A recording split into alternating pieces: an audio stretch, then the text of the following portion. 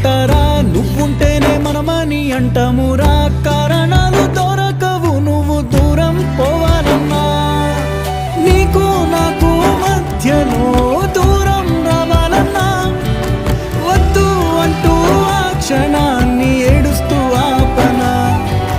గమ్యం చేరే పయనాన్ని స్నేహం ఆపుతుందా నీ మంచే కోరి పొమ్మనేంత ప్రేమే మాకు లేదా అల్లుకున్న తీగతో కలుసుకున్న కులం స్నేహమన్న మాటలో